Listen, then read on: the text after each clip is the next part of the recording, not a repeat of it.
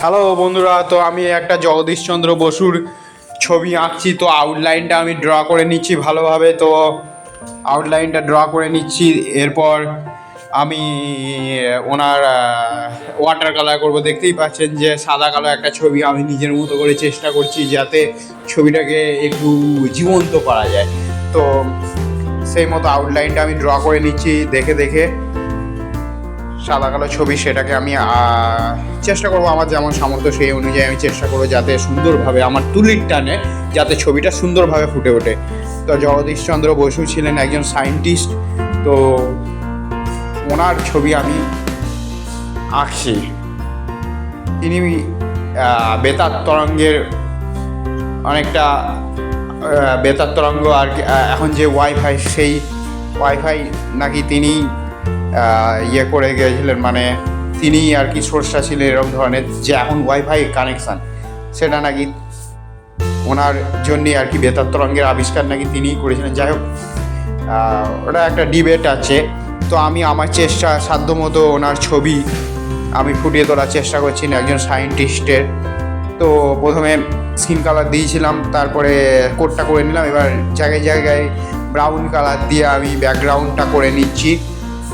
তো সুন্দরভাবে ছবিটা, কাঁচের যে ফ্রেম, সুন্দরভাবে ছবিটা আমি আস্তে আস্তে ঠোঁটটা করলাম রেড কালার। তো সুন্দরভাবে আস্তে আস্তে আমি ছবিটা ফুটিয়ে তুলবো আর চোখগুলো করে নিচ্ছি। চুলটা একটু হালকা কালার দিয়ে আমি করে নিচ্ছি। হালকার পর আস্তে আস্তে ডিপ যাবো। ওয়াটার কালারের এটাই নিয়ম যে হালকা থেকে আস্তে আস্তে লেয়ারের পর লেয়ার দিয়ে ছবিটাকে ফুটিয়ে তোলা হয়। তো আমিও সেটাই করছি, প্রথমে হালকা, তারপর একটু ব্ল্যাক দিয়ে লেয়ার। আবার এ দেখবেন সামনের দিকে যে পাকা চুল, সেই পাকা চুলটাকে আমি করতে হবে। তো সেইখানে আমি সাদা রঙ ইউজ করবো। যাই হোক, এখন আমি জায়গায় জায়গায় করছি, কালারটা সুন্দরভাবে করে ওনার ছবিটা ফুটিয়ে তোলার চেষ্টা করছি।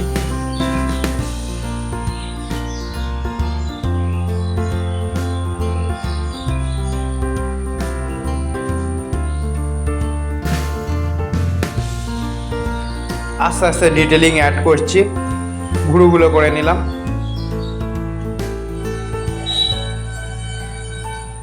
চোখের মণিগুলো করছি।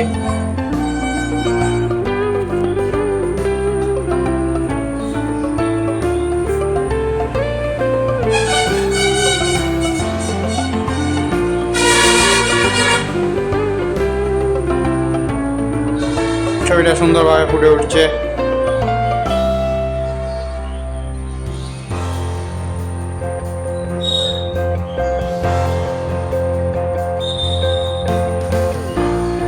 তো ঠোঁটটাও কমপ্লিট।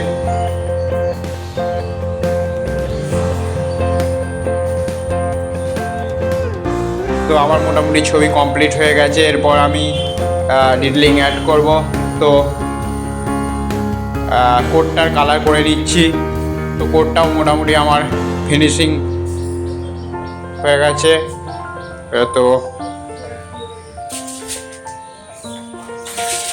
এরপর আমি ব্যাকগ্রাউন্ডটা কালার করব।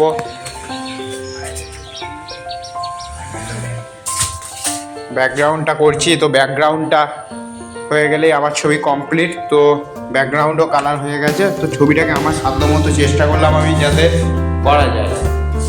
তো ব্যাকগ্রাউন্ডটা একটু ডার্ক করছি, দিয়ে ওটাকে আমি ব্লেন্ডিং স্ট্যাপ দিয়ে মিশিয়ে দেবো। তো আমার ছবি মোটামুটি কমপ্লিট। ভালো লাগলে আমাকে সাপোর্ট করবেন। তো আজ এই পর্যন্তই। নমস্কার।